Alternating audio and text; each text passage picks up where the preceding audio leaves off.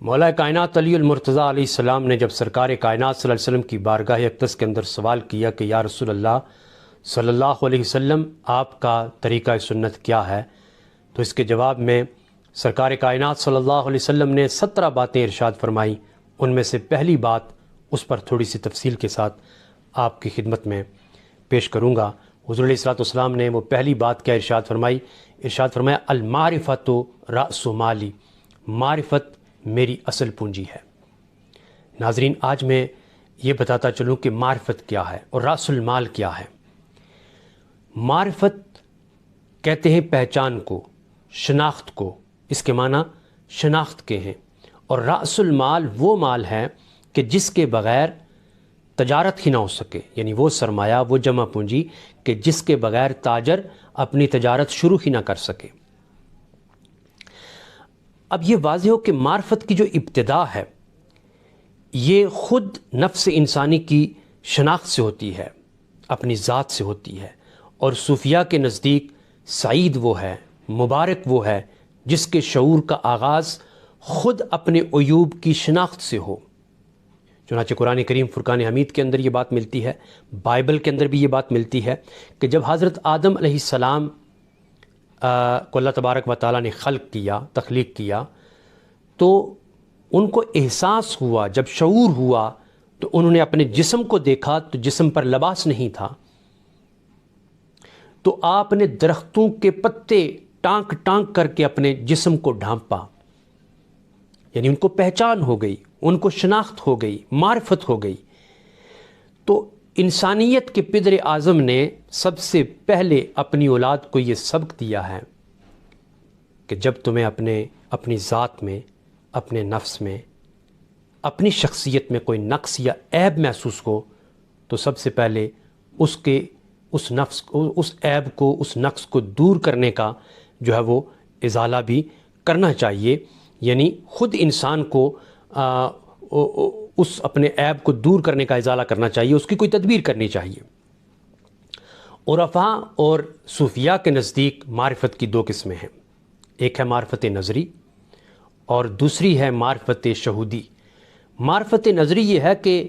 اللہ تبارک و تعالیٰ کی بنائی ہوئی ساری کائنات میں جتنی مخلوق ہے اور جتنی چیزیں ہیں ان میں غور و فکر کیا جائے، نظر و فکر۔ جب غور و فکر کریں گے تو ان ساری چیزوں کے جو اللہ تبارک و تعالیٰ کی بنائی ہوئی ہیں ان سے یہ پتہ چلے گا کہ ہمیں اللہ تبارک و تعالیٰ کی ذات کی معرفت ہوگی کہ کوئی ذات ایسی بھی ہے کہ جس نے یہ ساری چیزیں بنائی ہیں۔ تو یہ معرفت نظری ہے، اس کے حوالے سے کہ یہ اہل علم اور علماء راسخین کو حاصل ہے، کیونکہ وہ دنیا کی نشانیوں کے ذریعے اللہ تبارک و تعالیٰ کا راستہ پاتے ہیں، اور جس طرح اللہ تعالیٰ نے ظاہری کائنات کو اپنی معرفت کی دلیل بنایا ہے، اسی طرح انسان میں موجود عالم باطن کو بھی دلیل معرفت بنایا ہے۔ اور دوسری قسم معرفت شہودی کی ہے، یہ بغیر استدلال کے، بغیر غور و فکر کے اور پہلی نظر کے اندر ہی معرفت حاصل ہو جاتی ہے، اور یہ درجہ صدیقین کا ہے۔ ایک مقام پر سرکار کائنات صلی اللہ علیہ وسلم نے ارشاد فرمایا من عرف نفسہ فقد عرف ربہ، جس نے اپنے آپ کو پہچان لیا اس نے اپنے رب کو پہچان لیا۔ اگر میں صوفیاء کی بات کروں تو حضرت داتا علی حجویری نے رحمۃ اللہ تعالیٰ علیہ نے کشف المعجوب میں فرمایا کہ جس نے اپنے آپ کو بندہ سمجھا اس نے اللہ کو رب سمجھا، اور جس نے اپنے نفس کی فنا کو سمجھ لیا اس نے ذات الہی کی بقا کو جان لیا، اور جس نے اپنی ذات کو ذلت کے ساتھ جان لیا اس نے اپنے رب کو عزت کے ساتھ پہچان لیا۔ اور حضرت معروف کرخی رحمۃ اللہ تعالیٰ علیہ جب دنیا سے متنفر ہو کر گوشہ نشین ہو گئے تو لوگوں نے آپ سے سوال کیا، پوچھا کہ آپ دوزخ کے ڈر سے یا جنت کی طلب سے گوشہ نشین ہوئے ہیں؟ تو آپ رحمۃ اللہ تعالیٰ علیہ نے فرمایا یہ بھی کوئی چیزیں ہیں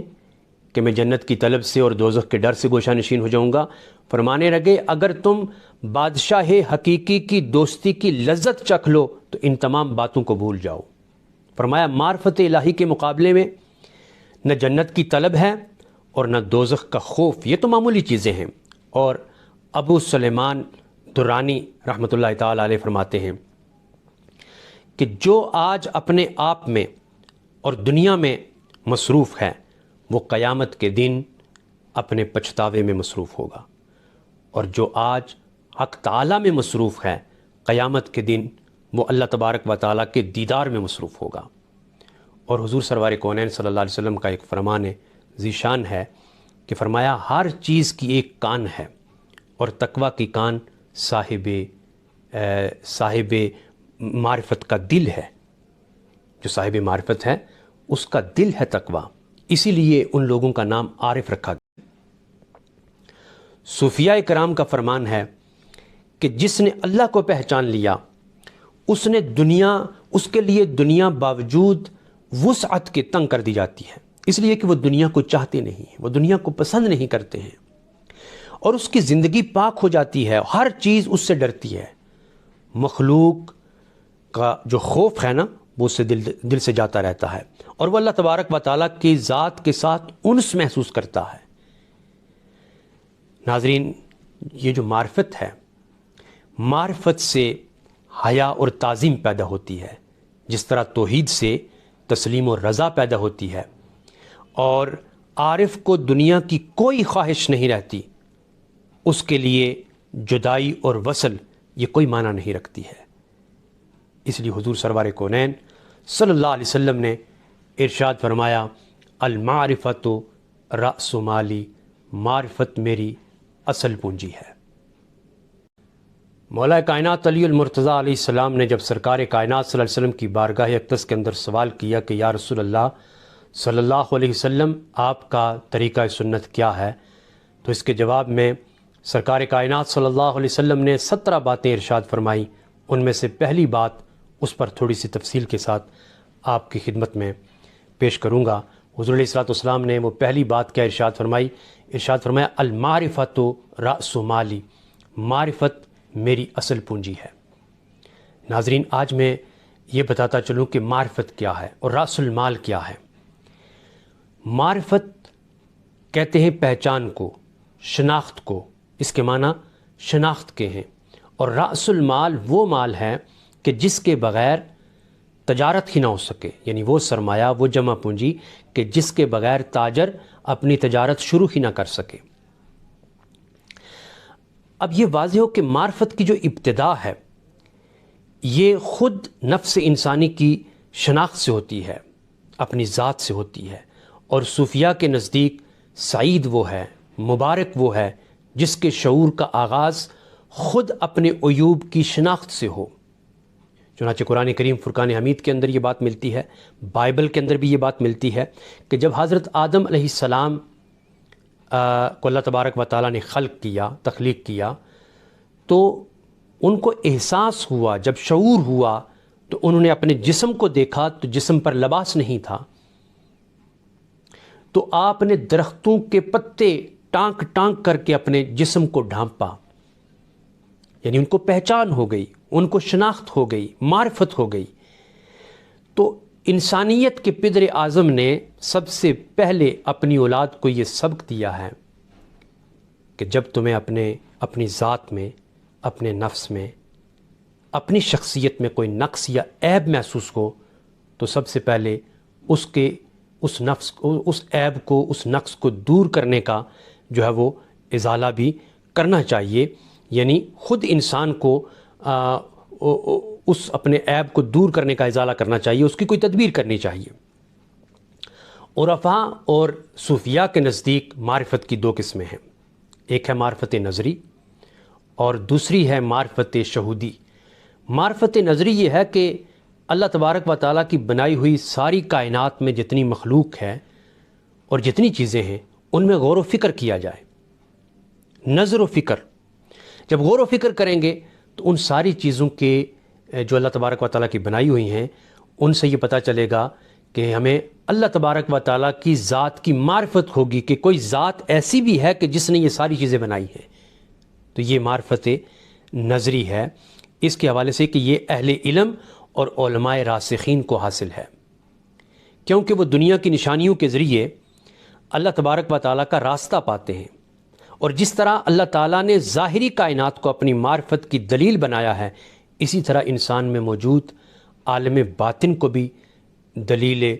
معرفت بنایا ہے۔ اور دوسری قسم معرفت شہودی کی ہے، یہ بغیر استدلال کے، بغیر غور و فکر کے اور پہلی نظر کے اندر ہی معرفت حاصل ہو جاتی ہے، اور یہ درجہ صدیقین کا ہے۔ ایک مقام پر سرکار کائنات صلی اللہ علیہ وسلم نے ارشاد فرمایا، من عرف نفسہ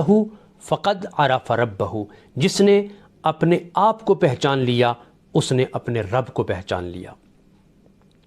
اگر میں صوفیاء کی بات کروں تو حضرت داتا علی حجویری نے رحمۃ اللہ تعالیٰ علیہ نے کشف المعجوب میں فرمایا کہ جس نے اپنے آپ کو بندہ سمجھا اس نے اللہ کو رب سمجھا، اور جس نے اپنے نفس کی فنا کو سمجھ لیا اس نے ذات الہی کی بقا کو جان لیا، اور جس نے اپنی ذات کو ذلت کے ساتھ جان لیا اس نے اپنے رب کو عزت کے ساتھ پہچان لیا۔ اور حضرت معروف کرخی رحمۃ اللہ تعالیٰ علیہ جب دنیا سے متنفر ہو کر گوشہ نشین ہو گئے تو لوگوں نے آپ سے سوال کیا، پوچھا کہ آپ دوزخ کے ڈر سے یا جنت کی طلب سے گوشہ نشین ہوئے ہیں؟ تو آپ رحمۃ اللہ تعالیٰ علیہ نے فرمایا، یہ بھی کوئی چیزیں ہیں کہ میں جنت کی طلب سے اور دوزخ کے ڈر سے گوشہ نشین ہو جاؤں گا؟ فرمانے لگے، اگر تم بادشاہ حقیقی کی دوستی کی لذت چکھ لو تو ان تمام باتوں کو بھول جاؤ۔ فرمایا معرفت الہی کے مقابلے میں نہ جنت کی طلب ہے اور نہ دوزخ کا خوف، یہ تو معمولی چیزیں ہیں۔ اور ابو سلیمان درانی رحمۃ اللہ تعالیٰ علیہ فرماتے ہیں کہ جو آج اپنے آپ میں اور دنیا میں مصروف ہے وہ قیامت کے دن اپنے پچھتاوے میں مصروف ہوگا، اور جو آج حق تعالیٰ میں مصروف ہے قیامت کے دن وہ اللہ تبارک و تعالیٰ کے دیدار میں مصروف ہوگا۔ اور حضور سرور کونین صلی اللہ علیہ وسلم کا ایک فرمان ذیشان ہے کہ فرمایا ہر چیز کی ایک کان ہے، اور تقویٰ کی کان صاحب معرفت کا دل ہے۔ جو صاحب معرفت ہے اس کا دل ہے تقویٰ، اسی لیے ان لوگوں کا نام عارف رکھا گیا۔